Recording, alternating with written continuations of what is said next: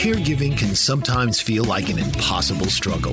Caregivers may be torn between taking care of loved ones and trying to maintain balance in life. The good news is that it doesn't have to be that way. The Caring Generation with host Pamela D Wilson is here to focus on the conversation of caring. You're not alone. In fact, you're in exactly the right place to share stories and learn tips and resources to help you and your loved ones. So now, please welcome the host of The Caring Generation, Pamela D Wilson. This is Pamela D. Wilson, caregiving expert, speaker, consultant, and guardian of the Caring Generation. The Caring Generation focuses on the conversation of caring, giving us permission to talk about aging, the challenges of caregiving, and everything in between. It's no surprise that needing care or becoming a caregiver changes everything. The Caring Generation is here to guide you along the journey and let you know that you're not alone. You are in exactly the right place to share stories and learn about caregiving programs and resources to help you and your loved ones plan for what's ahead. Invite your parents, spouses, family, friends, colleagues, coworkers, and everyone you know to listen to the show, available on podcast apps worldwide. If you have a question or an idea for a future program, share your idea with me by commenting on my social media posts on Facebook, Twitter, YouTube, and LinkedIn. You can also go to my website, PamelaDWilson.com, and fill out the Caregiver survey under the Contact Me tab. Welcome to this week's episode of the Caring Generation podcast. It's number 183, Why Self-Care is Important Regardless of Age. This is the second episode of the new format called Take 15. We're all so busy juggling life, so in this 15-minute podcast, I'm answering caregivers' questions by sharing situations and practical solutions you can put into practice immediately, whether you find this podcast episode today or any time in the future. So the topic of why self-care is important, regardless of age, offers insights into why devoting time to physical and mental health is important to make life more enjoyable over the long run. Self-care offers lifetime benefits of becoming more resilient and less likely to need increasing care or assistance from others as you age. You can check out the Caring Generation podcast number 43 for more specific details about self-care activities. This podcast focuses on the benefits of self-care for lifetime health. If you have parents, no matter what their age or their health status, share this podcast episode with them. While everybody in the family may be perfectly healthy today, all caregivers know that health can change in the blink of an eye. You or a loved one might need care tomorrow. Let me give you a few reasons why self-care, however you define self-care, remember podcast number 43, is important. Persons who make self-care a regular part of life more easily bounce back from challenges. A regular self-care routine can make it easier to respond to unexpected health issues because of being mentally and physically stronger. Self-care supports being proactive, mindful, and practical when making decisions. Research confirms it becomes more challenging to repair the body as it ages. This really is not a topic anybody wants to discuss or even admit until something happens. Considering factors of aging and what happens is why it is essential to do everything you can today to look after your health and well-being to minimize age-related problems. If you want to be and stay healthy and lead a fulfilling life, I'll share information to consider and actions you can take to learn and educate parents, your children, and loved ones so that everyone can live a good retirement. To begin, ask yourself, do you want to exist in your later years or live the full and active life of your dreams while having a sense of purpose and independence? This is a choice everyone can make, but only if you take action to make it happen earlier in life. Age can be a number or it can be something to fear. What will you choose? Let's talk about resilience momentarily because self-care contributes to the ability to bounce back regardless of your age. There are two types of resilience. The first is physical resilience, which is the ability of the body to recover from a decline after a brief, unexpected illness or a long-term illness that is not going to go away. The second, mental or psychological resilience, is the ability to adapt in response to difficult situations, experiences of trauma, threats, or just plain old stress. Caregivers and persons experiencing health issues benefit from self-care habits that support physical and psychological resilience. How many of you have noticed that two people of the same age can look drastically different in their appearance and approach to life? There are very young 100-year-olds and very old 60-year-olds. Which do you want to be?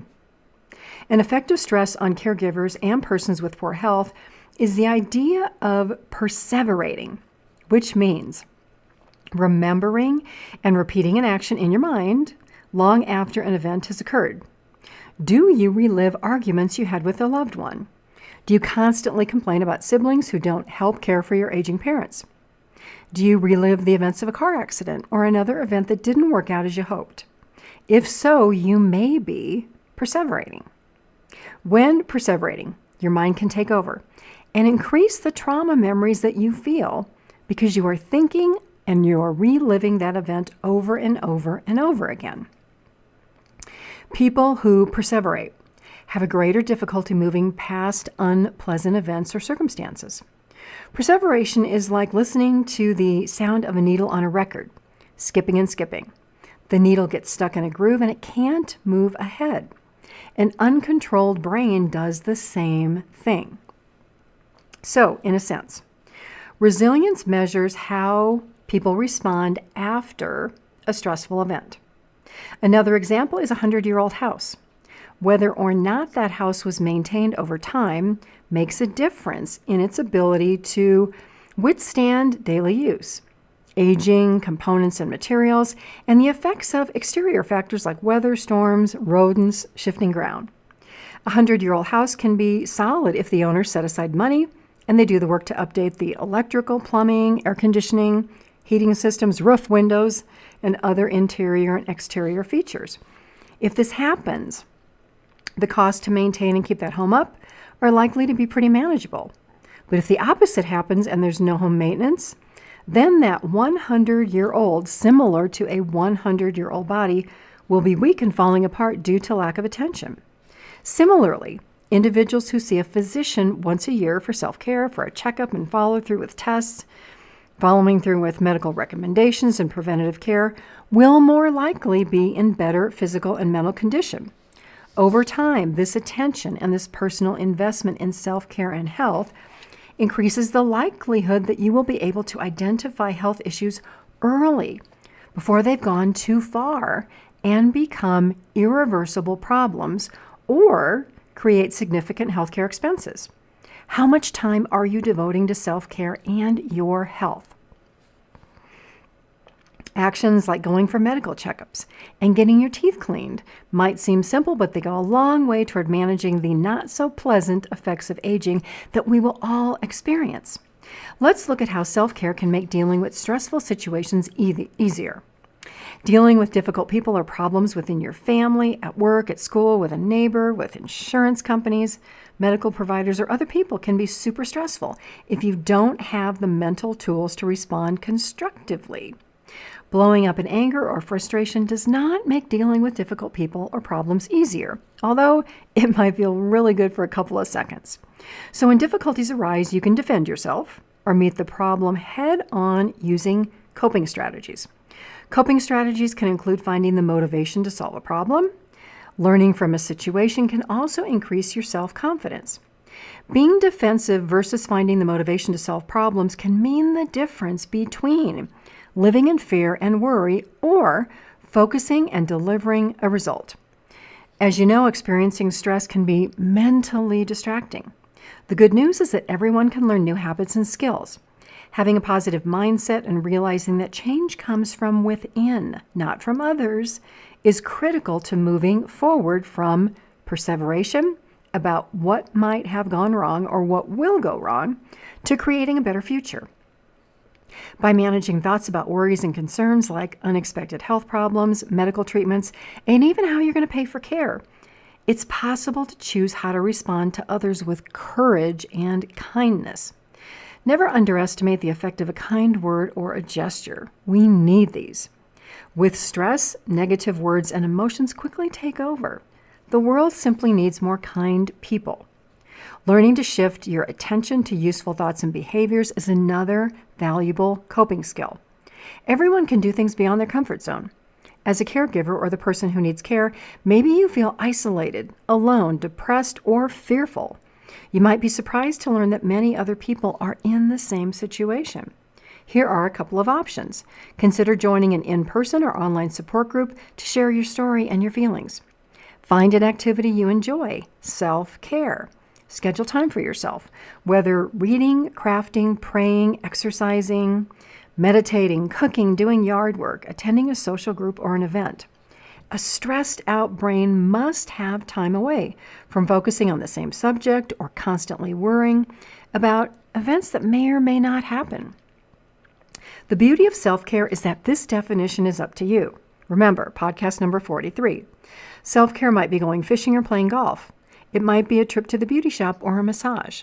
Whatever it is, it's something that makes you feel good and is not detrimental to your health, your well-being, or other people. So no violence, no substance or drug abuse, or any activity that can be harmful. Realize that being a caregiver or the person with health issues means losing control of your life and dealing with ongoing uncertainty, which makes self-care necessary regardless of your age. If you feel life is out of control, focus on what you can influence, even if this seems limited to only how you respond. Instead of focusing on problems immediately before you, find a way to research and identify the bigger picture that is filled with opportunities and blessings and good things. You've probably heard the saying, you can look at life as a glass half full or a glass half empty. Which will you choose? There also may be situations where you feel unable or unequipped to make decisions. If so, seek help. Research options and ask questions to make the best decisions. Realize that even still, situations can and they will change, much to our detriment, right? And revised decisions may be necessary. Responding to changing circumstances is this external process that benefits from mental resilience that we gain from self-care. Coming to terms with life changes, even unpleasant ones, can help move us forward. There may be a sense of realizing that controlling a situation is impossible because your response is the only thing you can control. This realization, though, can open the door to a new beginning, a fresh start, an understanding of the next steps that it takes to move ahead. The challenges caregivers and persons needing care face often mean that one door closes and another opens. It's easy to struggle with this desire to stay behind in old familiar ways, but doing so can eliminate options and opportunities for really what might become a better life. So instead of remaining inner focused, focus on exterior events and gain the confidence to move ahead one step at a time through supporting your self-care. Think about how you worked through difficult times in the past and you succeeded. Choose to rewrite or reframe your current story to feel optimistic. You can do it. Imagine a better future so that you can make choices and take actions to do whatever is necessary, even though it may seem really hard or seemingly impossible. You can do it. Life means working through good times and bad times, through stability, through change, through challenge, through trauma, through things that we honestly just don't want to do, and also through beautiful and amazing times. Realize that everyone starts from a different place when all these struggles begin. Not everyone has the same coping skills or the ability to persevere and keep going. Motivate others. Be kind to yourself and others as you go through life. identify what self-care means for you and make it a daily priority to grow your physical and mental resilience, to move through every obstacle in life, and to find ways to help loved ones do the same so that everyone in your family can create the life of your dreams to be healthier in the future, one day at a time. I thank you for being here. Please check out over 180 episodes and share this podcast with everyone that you know so that we can extend the support, education, and love that so many caregivers and the persons who receive care need. This is Pamela D Wilson, caregiving expert on the caring generation. I look forward to being with you again soon. God bless you all, sending love and light to everyone. Sleep well tonight, have a fabulous day tomorrow, and enjoy each day until we are here together again. Tune in each week for The Caring Generation with host Pamela D. Wilson. Come join the conversation and see how Pamela can provide solutions and peace of mind for everyone. Here on Pamela D. Wilson's The Caring Generation.